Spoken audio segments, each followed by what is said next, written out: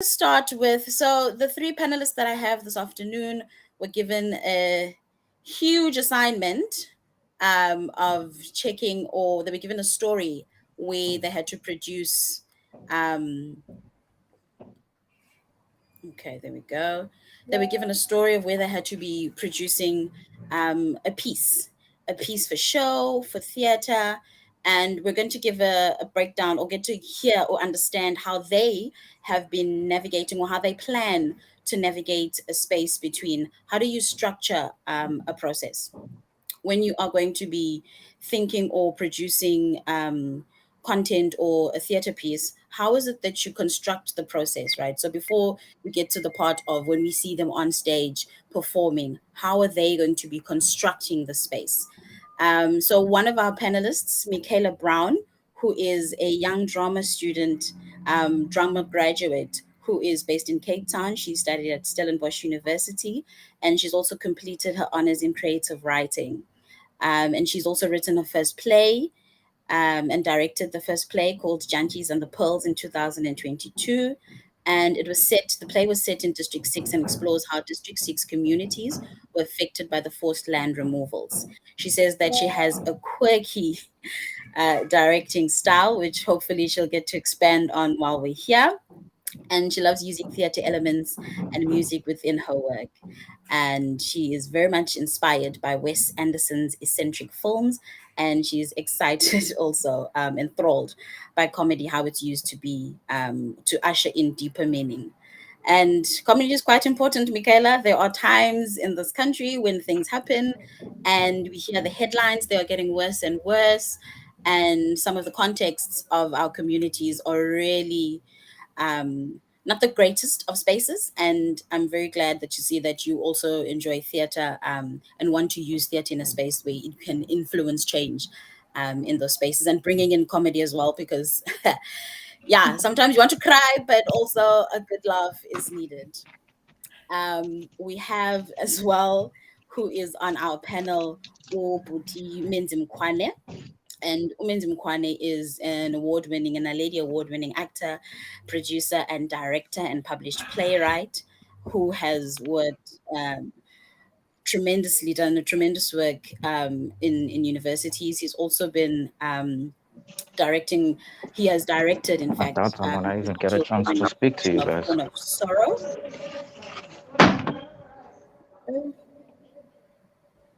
Is that Menzi? Are you winning with the camera?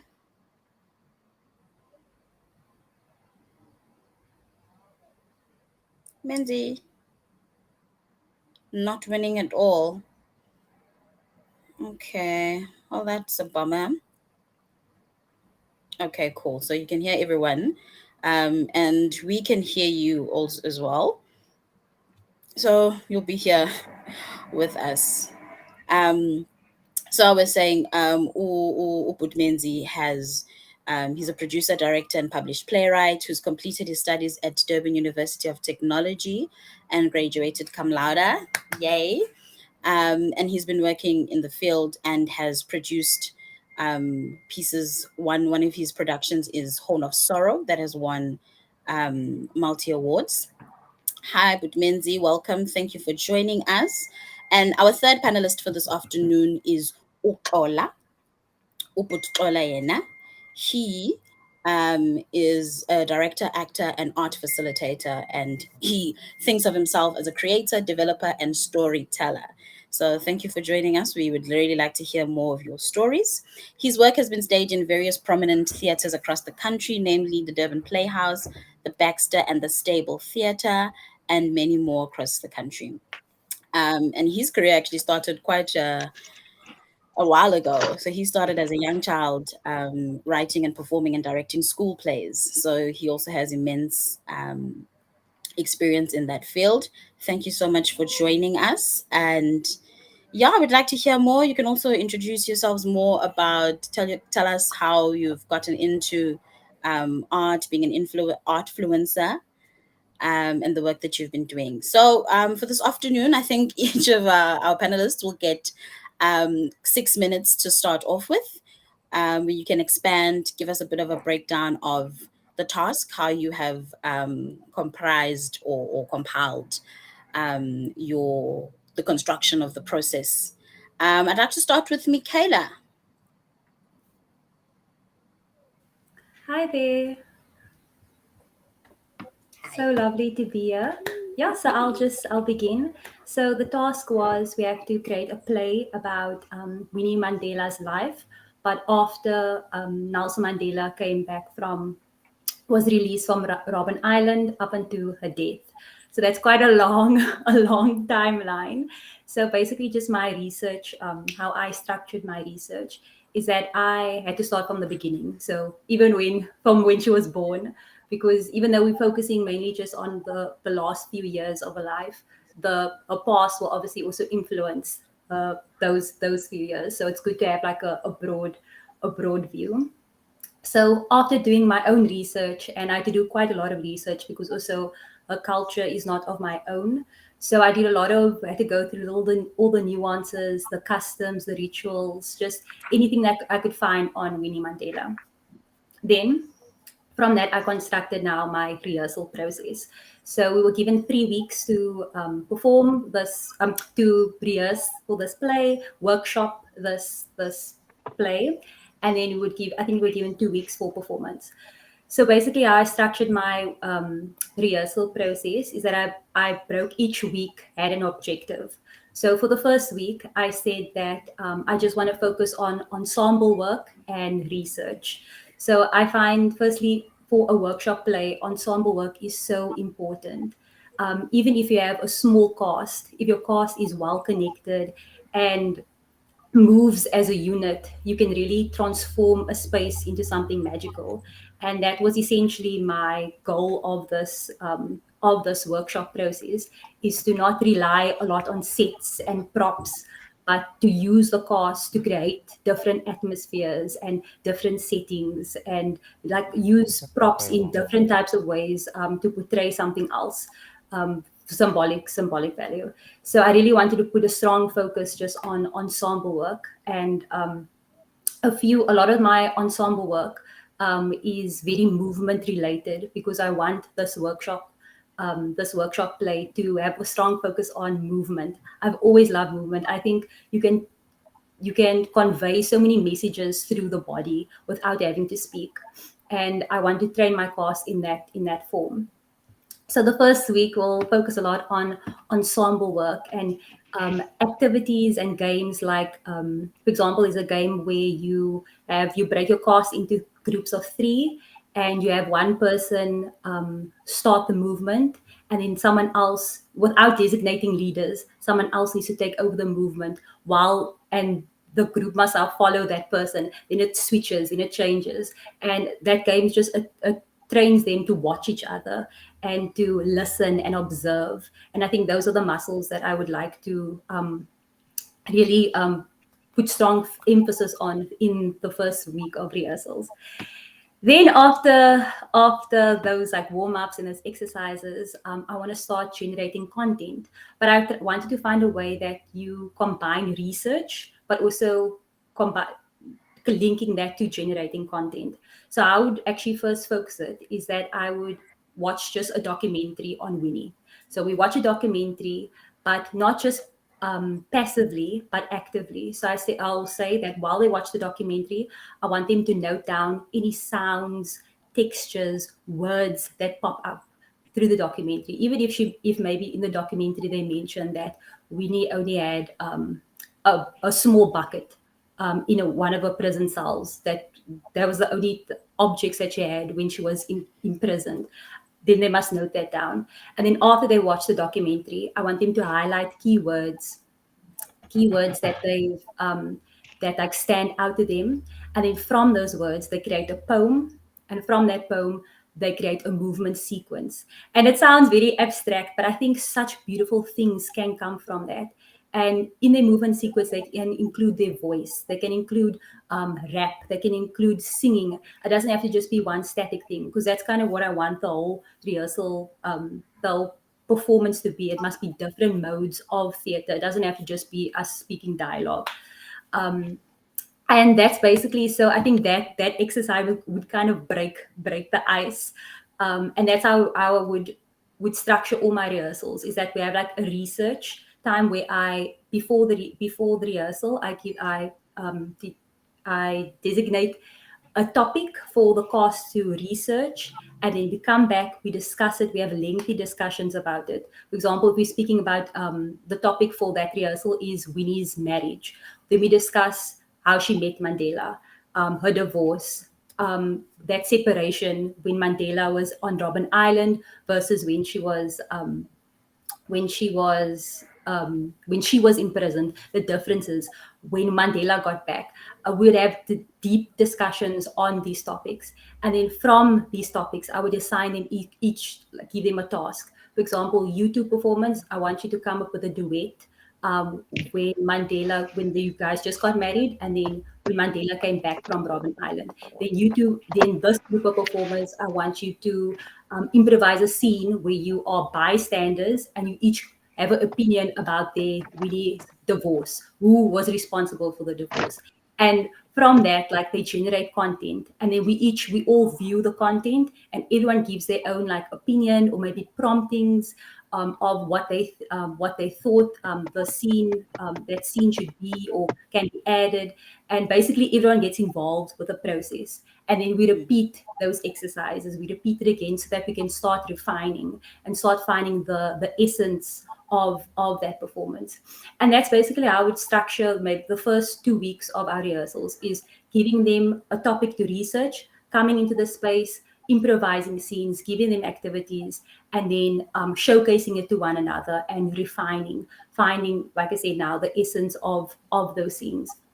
Then when the third week comes, then as the director, I would select how I want to structure this play. So do I want to maybe first start, so actually what is the message that I want to portray? Is it maybe a message of redemption, where Winnie had this very contested legacy, where she was first could be seen as this dictator, but how did that change? What good what how did a good leadership actually look? So how do I want to structure this performance? So I maybe want to start with the soccer trial, where I think his name is Stompy, was brutally murdered, and she was um, held responsible for his death. Do I maybe want to start there and then end with the effects of her PTSD, of her being in prison, so that we can understand actually what led her to make certain bad leadership decisions. So yeah, so I think with the amount of whatever content is generated,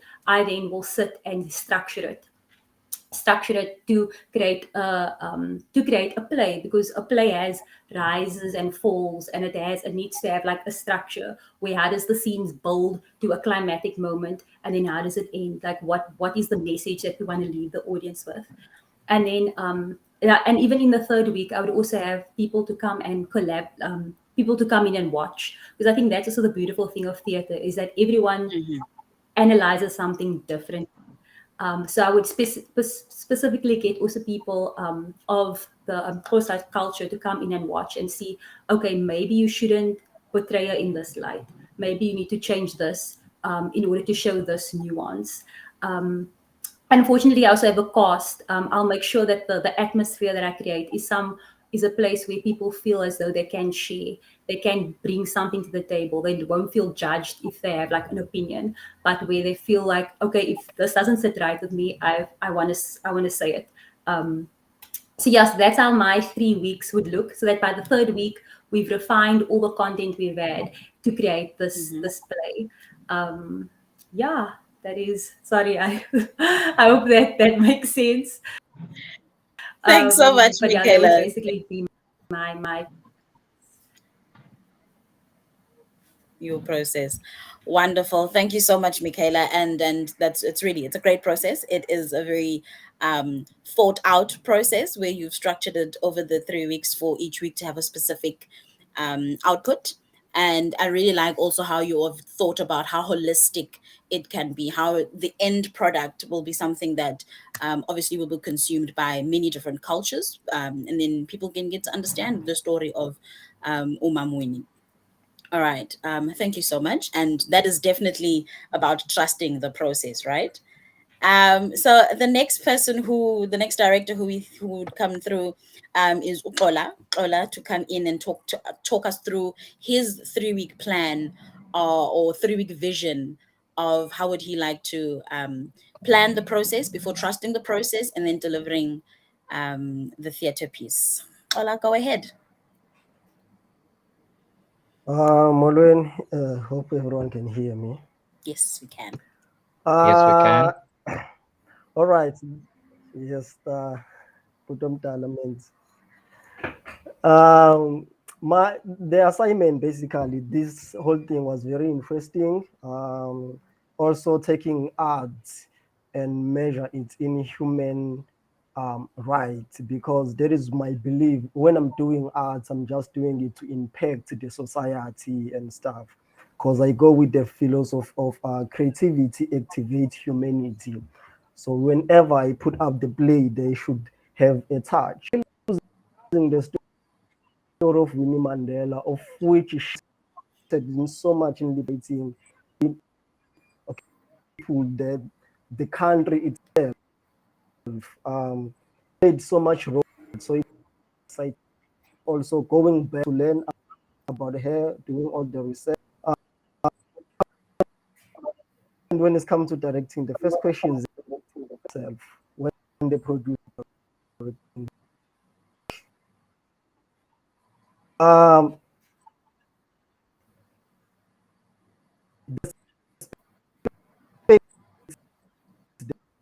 the work for is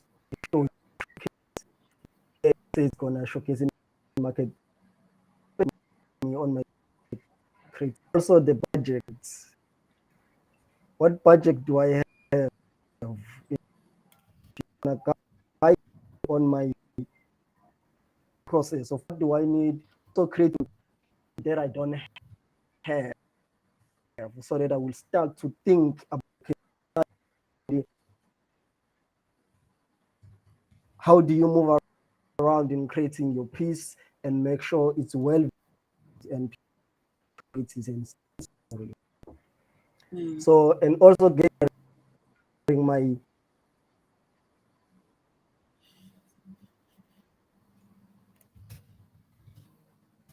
Okay. Challenges of technology. But Qola, your connection is a bit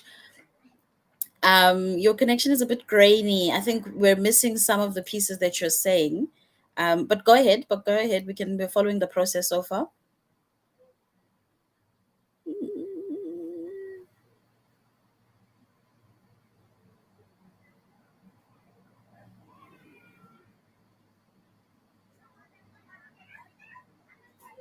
We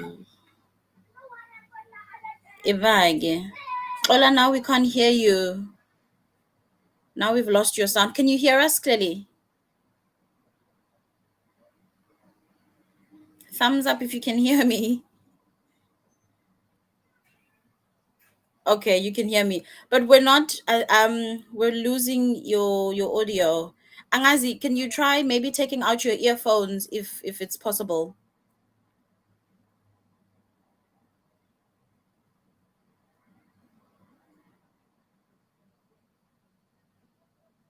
Okay. Ooh, no, we still can't get you.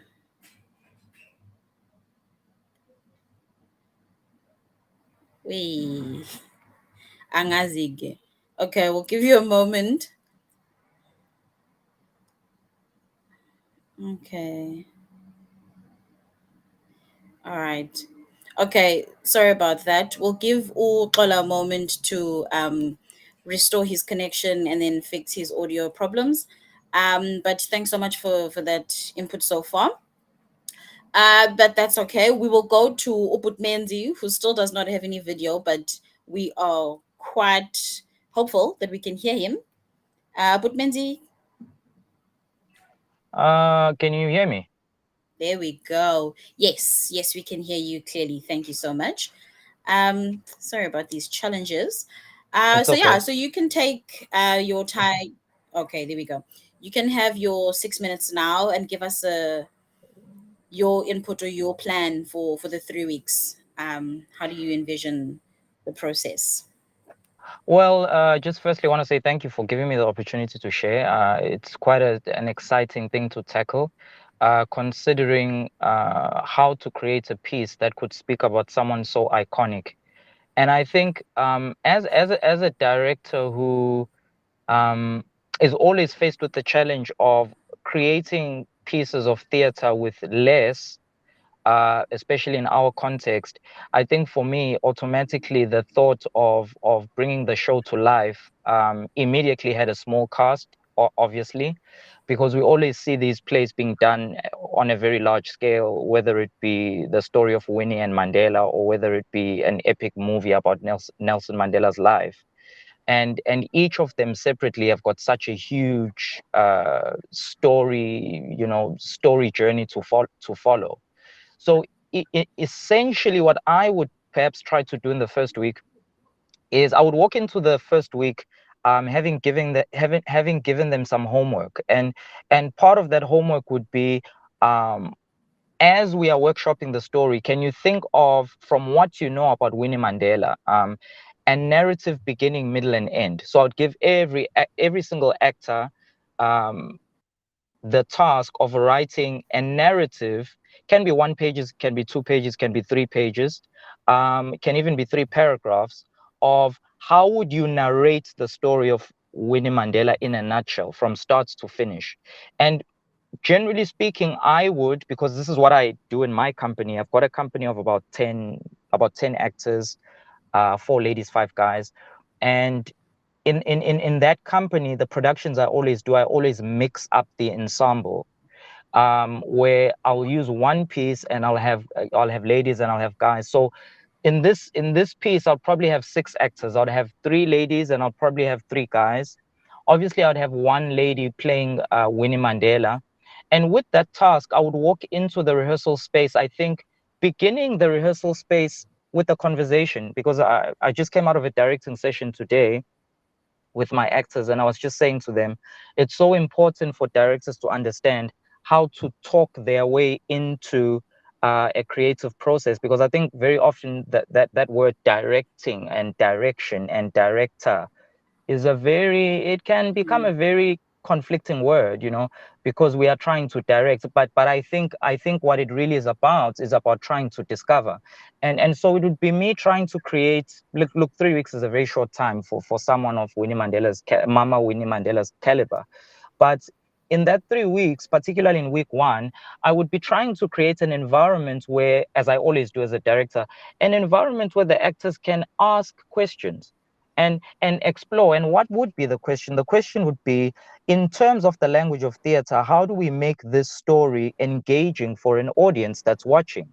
And also bearing in mind the fact that we don't have a large set, we don't have a revolving stage, okay? We're not doing it on an opera stage, because as I see it, if we are talking human rights, it would really be a piece that could tour quite nicely across South Africa and would really do well in schools, which is where, by the way, our company is based.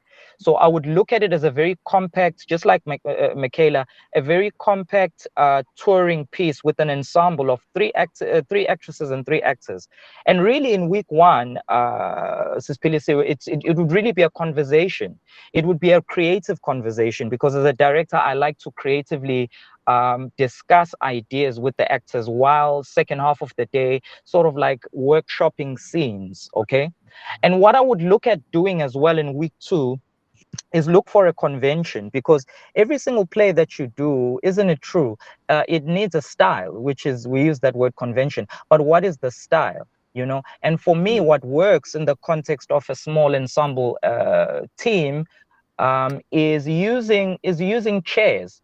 We're traveling to Newcastle tomorrow, and we're performing 2 pieces back to back. And what we've done in our company, which is exactly what I would do in this piece, is that we use whatever chairs are in the venue. So every single school that we travel to, whether it's a private school or it's a public school, they have plastic chairs. And we discovered over the years, playing around with different shapes of chairs, that you can actually build towers with these chairs. They can turn into, a revolving piece of they can become a piece of, they can become a prop that can signify a different space. If the actors are revolving with it, they can stand on it. There's a lot of things you can do with chairs. So definitely my style for this piece would be punctuated by the use of chairs. And behind, what I would have is I would have placards, and I'll tell you why I'm thinking of placards. I would have placards at the back. I would have these things, I don't know, in Zulu they call them appointment, but these very old vintage suitcases. And inside these suitcases, I would open each suitcase, and each actor would have their own suitcase, sort of signifying the baggage that all these characters went through, whether it be Robert Sobukwe, whether it be someone like Winnie Mandela, and all of that.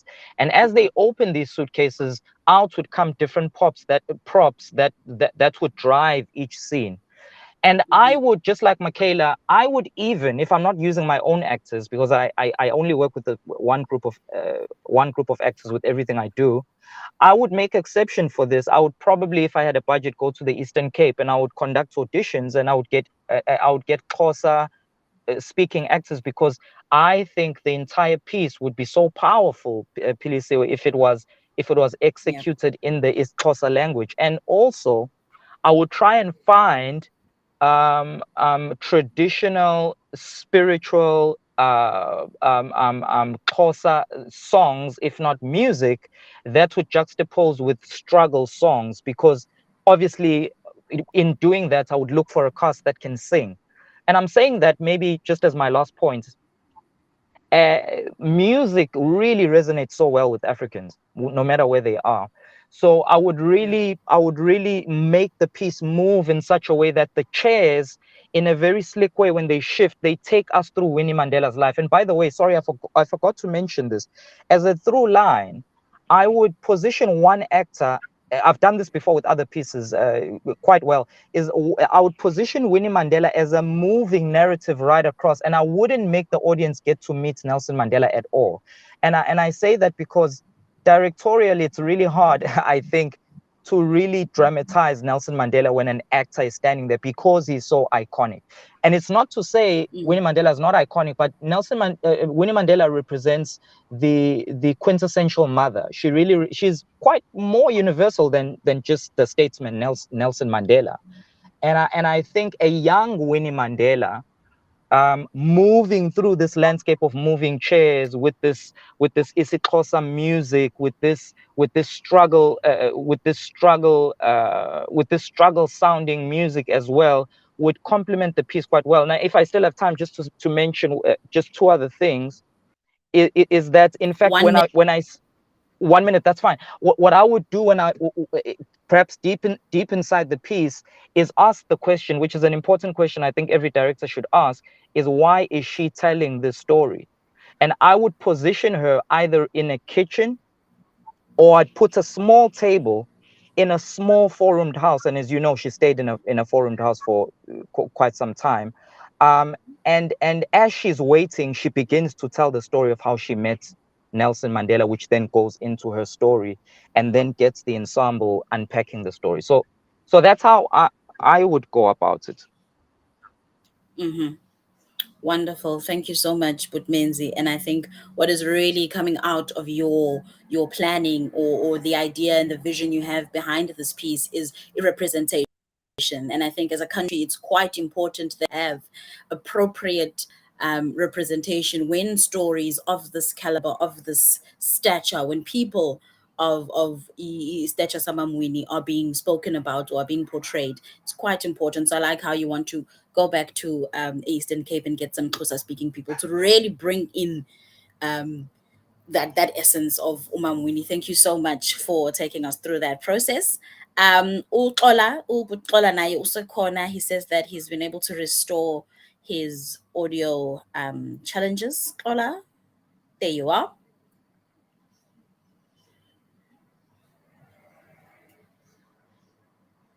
Ay, ay, ay, ay. Mm. We still can't hear you. Wee. Mm-mm.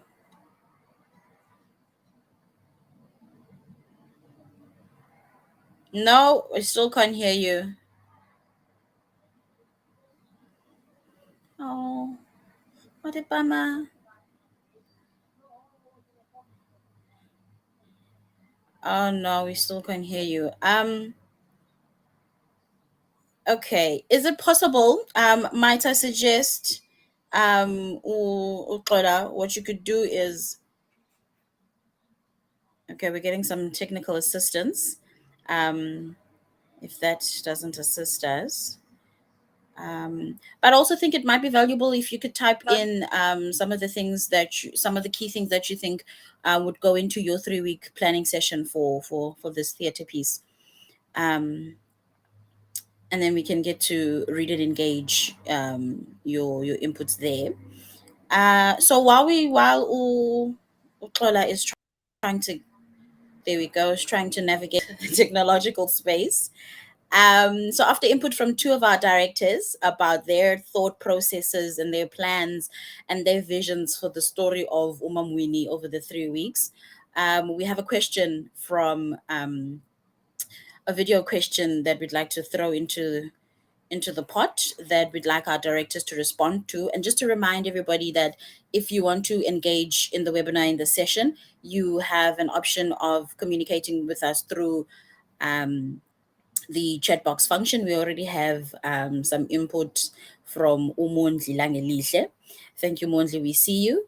And then can we get the video question, please, so our directors could respond?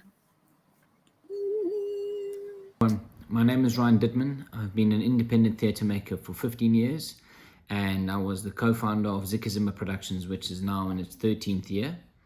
So as Zikazima Productions, we've always devised work. We've always taken a concept and created a show around it.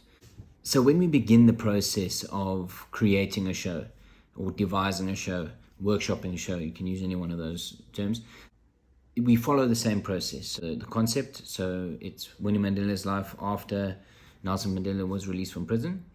And the nice thing about that is there is a lot of information on it. There's books, there's stories, there's family members.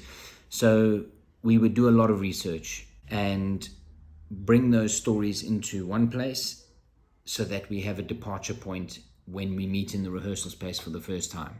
Once we're in the rehearsal space, it's very much up to the director. So in my case, it would be generating material. Basically, we'd make chunks of material and develop the stories that pop out from there. What's really important in our process is we collaborate a lot. So even with people that are not necessarily part of the project, we would call colleagues in to watch at certain stages within the process to give us feedback, to see if the story is clear, or to see what stands out for them, or to see if something's missing. And then we take that information back into the rehearsal space and keep developing the show. And in the case of the example is you are given a tour. Our shows have always developed over time. The first versions of the show are kind of literally the beginnings of what they become later on in their lives. Most of our shows have had more than 3 years longevity, and part of the reason for that is, as an independent theatre maker, it doesn't make sense to spend so much time to make a show for one run of 5 performances and then you don't ever use it again. Very rarely in our life has that happened where we've left a show behind after one run of 5 performances or whatever it is. We really try to extend the life of the show so that there's more money, because the more you perform the show, the more money you can get for the show. And the longer the show runs, the more nuances you find and the better the show becomes. More rounded and full the show becomes. So in this example, we would have a first run, maybe we'd get feedback, the audience get feedback from colleagues, work in the rehearsal space so that the next time we perform it, the show has grown and been better. And after this tour, it would definitely not be the end of the show. We would look for other places to put it on, because now you have a product. Once you've created the show, you have this product. Why just let it go to sleep when you've put so much work into it? And that's our process, and that's how we've been doing it for 15 years. So, research, a lot of research into the space and play, collaboration, keep developing the work. I hope that's given you some insight.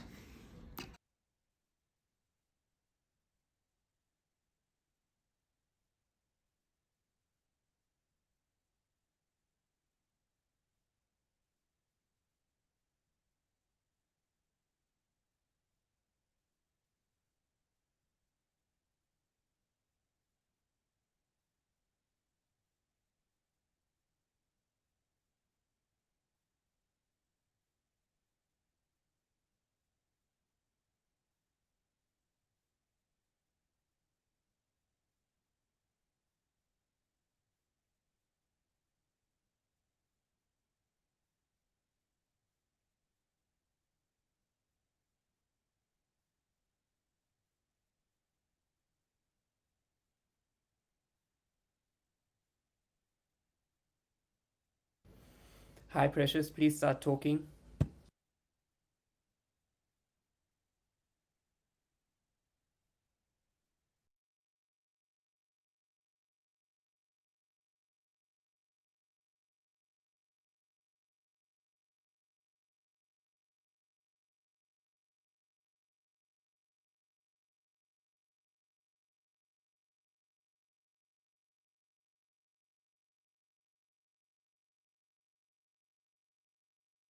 Thank you. Thank you so much for that input.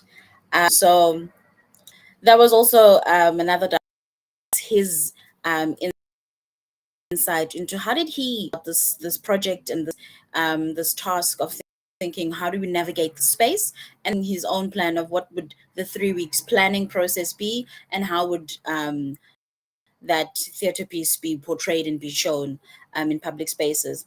Now that we're getting warmed up, I have a couple of questions. In fact, our panel have answered a few of the questions. One mainly about how do you construct your rehearsal process, and you've given us, Michaela and Uputmenzi have given us some insight into who are they going to be using as in the cast, how big this cast might be, and where the cast might be placed for them to be able to construct this rehearsal process. And you've also spoken about some of the elements that you would include in your rehearsal spaces. Ubud Men's is very clear, in fact, on using chairs and using the space available in that room. And Michaela has given us insight into how she would use movement and the actual bodies of the cast and the people in that particular space. I think one other question that I think you guys could just maybe give us some insight is how do you create these characters? So if you were not or if you are faced with the technological challenges that we have right now, and you are not able to put all these wonderful pieces together as you have envisioned them to be, how do you think you'd be able to create these characters and a beautiful narrative with the pieces that and your actors that you have that you have in your little cast? Butmenzi, could you go first? Yeah, sure. I'd love to go. I'm glad to Back, I see don't know if I my can brother hear me. Ukola is back. I'm Oh, trying. Can wonderful. you, Yes, Tola, we can hear you. number one, thank So you. Precious, do you not want to perhaps hear from Ukola, because I mean, brother, my brother Ukola, because I think Michaela and I have spoken, just to get a sense from Kola, and then I can absolutely add to that. Is that fine? Wonderful. Yes, that is fine. Thank you so much. Tola, you can go in. You can have your moments. All right, I will just this time. As I said that on my it's and go on human also Mandela, of which on the front as a I love pegged the society. So before I start to create a piece, I approach Ola, can you direct, or it's a piece that I myself am producing. It's a question of the space where I'm going to be this project. Basically, what I create, then what do I use to have what I have? And then the creative natural resources. If don't, that is why it's important that we should have multiple skills of many skills to try to do. Mine is going to be the cast of six. As from 1990 to 2018. It means he highlighted that when it will be the reason why Mandela is telling story. So I will muchly use narrative, but as why telling the story, we'll take the story from in 1920 where she dies. Or even before the light comes out, we're just hearing voices, maybe we are losing her. As it's a history stuff, I love to man fiction stories and make a world where it's a fictional world. So we throw her in like the world you if you hell or you heaven. Because they are, when I'm researching the story, when Mandela got out, she was more forgotten. She was more like people could for such. So as a creative to portray her in this story. Now I'm trying away to get sight from her of during the time as the time passes. We have 1990 and also it's 1915. I'm where I'm changing time because the time of time of the times and stuff and space where also the atmosphere of that scene and stuff. So it's all that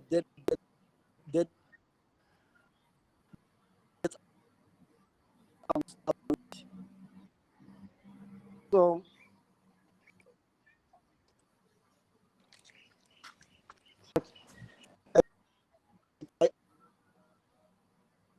I just a while I had the clear type. Now I don't have a storage for that. So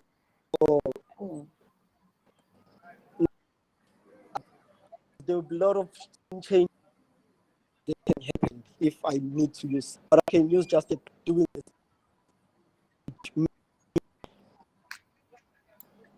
So that when she projects that period of time through the wall of the page to paint the thing up. And also, I'm really trying. And all my result was first week about later time. I think the actors and I can tell them on my case is always like that. What is that you can tell me?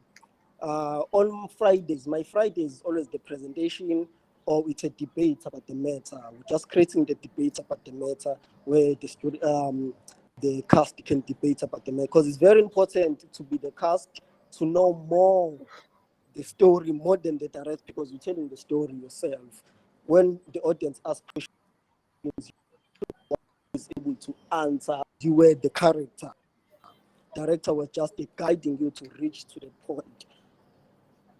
The second week is more on law and stuff, and more the story of the intro weeks. It really need much time, and also in staging it into schools. That is why I said for me, I love text more than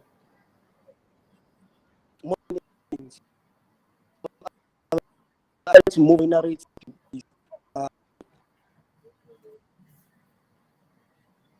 If we move into schools right. and stuff. Ooh.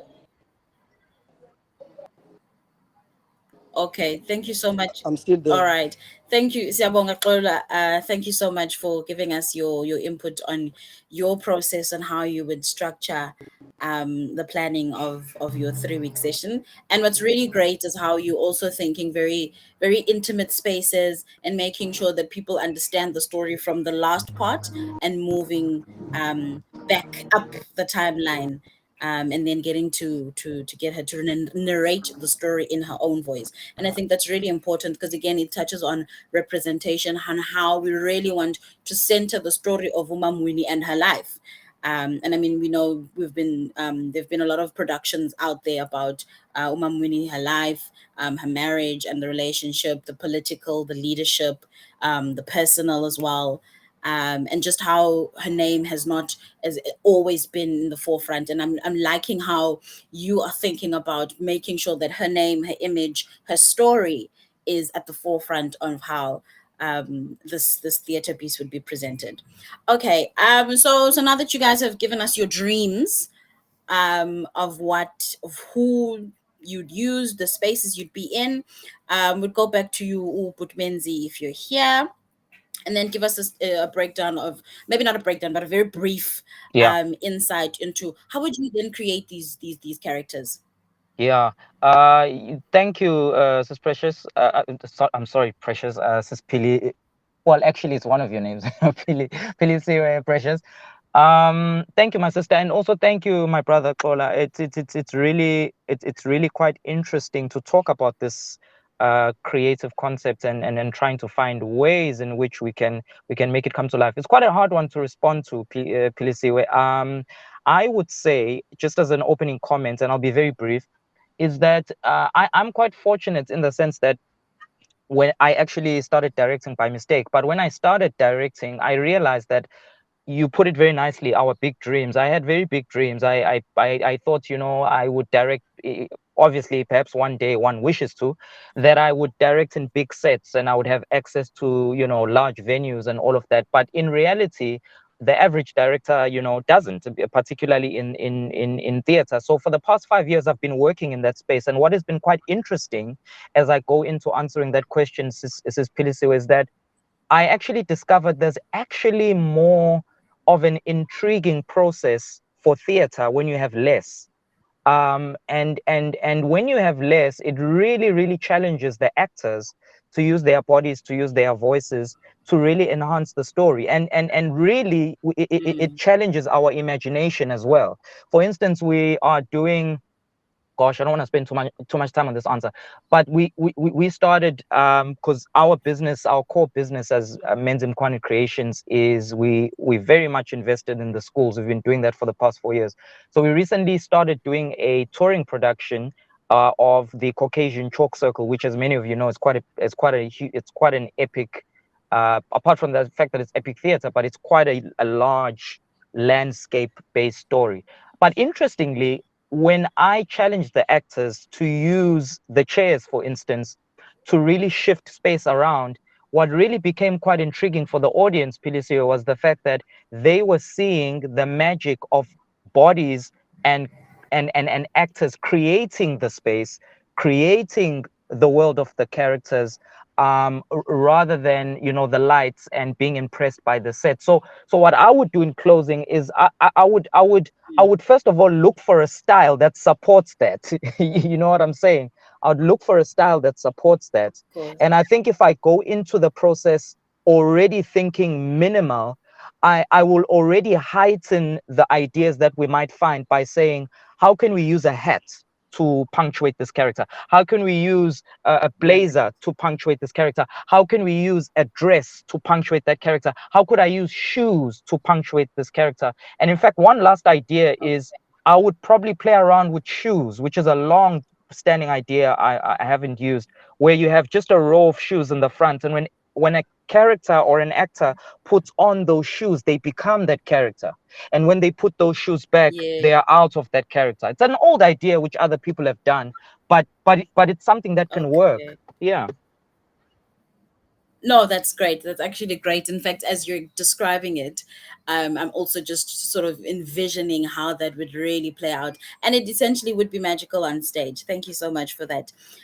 Michaela, if we can get your insights on, if you did not have this dream team or this dream cast of yours, how then would you be able to create these characters and make sure that the narrative is as strong and powerful and impactful, as you'd still intended to be? Yeah, I completely agree with Menzi, just how he just almost like igniting your cast imagination and ensuring that they know that they have the ability to make a character out of nothing. And I know one of my for my a lot of my character work that I do is that I do an animal exercise where I tell the cast, okay, this is your character, and I want you to choose an animal that is very similar to your character, and it can be a fish, it can be a bird, it can be an insect, it can be whatever. And then I want them to Yeah. observe that animal, so via YouTube, via whatever, just photos, and just look how that animal, that creature sits, how that creature waits, how the creature sleeps, and then from that embody that in their movement. So they become that animal, that creature, and then they just do that for like quite a long time. Can we say like 15 minutes? They portray that animal, and it's so interesting how when they go from the animal and then back to the character, the little nuances that they give. I remember there was a just I'll quickly speak. There was a character that I made called Auntie Olive, and she was so very busy, very always into people's business, just love being there. And I asked it now, okay, we're going to do this animal exercise. And there was something where I was like watching the cast, and all of a sudden, I think she was like a caterpillar or something, but she was just sliding all across the floor. I didn't even see her, and then she was there. And then from that, I got something. Oh my word, let's make her where you don't realize she's there, but she's there. That's how she knows everyone's business. Is that she doesn't draw attention to herself, but she's always in the background. And it's just there's so much beautiful nuances that come from something so simple like an animal exercise. So I think I would do games like Mm. that, and we forget the power of games, that when you children, the games we play, how powerful that can be in creating characters. And from those games, I would, okay, let's now see how we can deepen the characters, how we can not make characters stereotypical. And I think that's also how you stray away from stereotypical characters, is by finding those nuances. So yeah, so Mm. that's just something that I would do with a cast.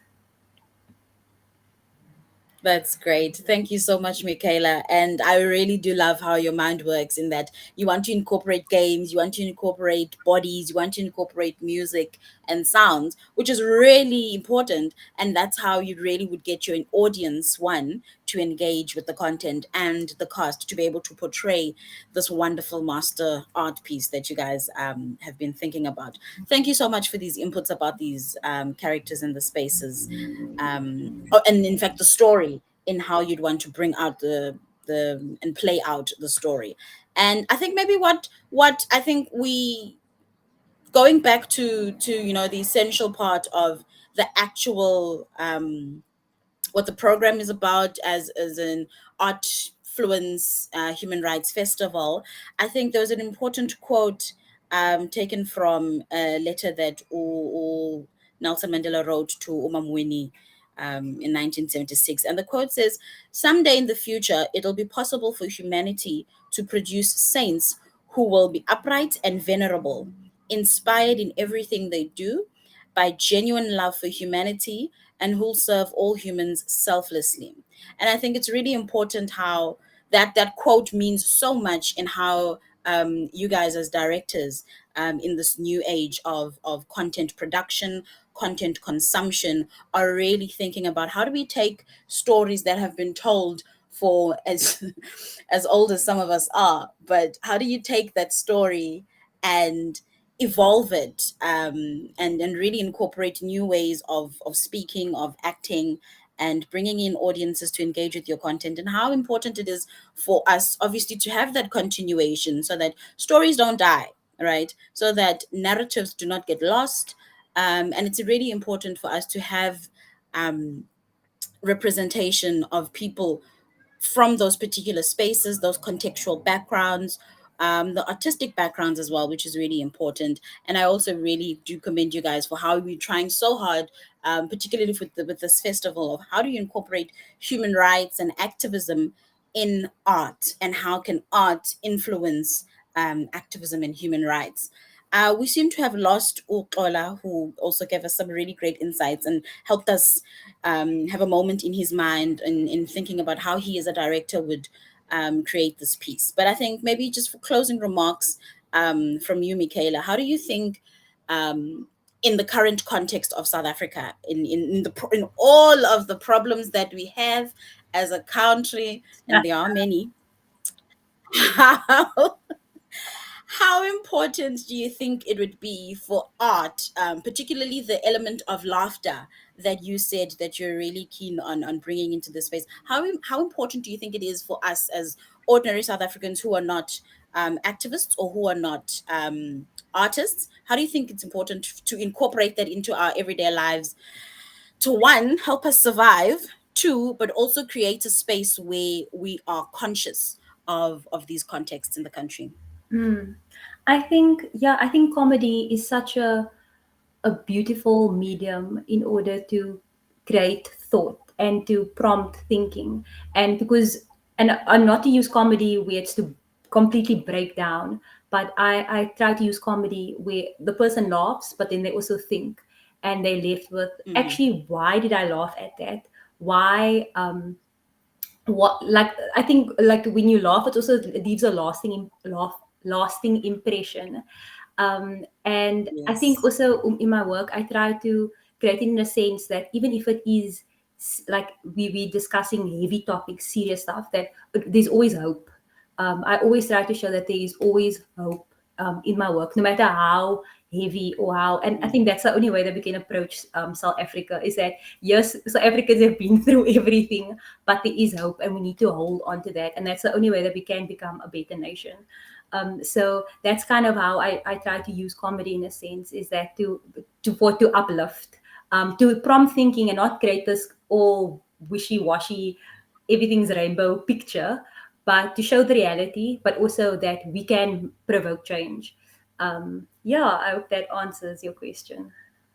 It does. Thank you so much. And I think that's a really great way to end it.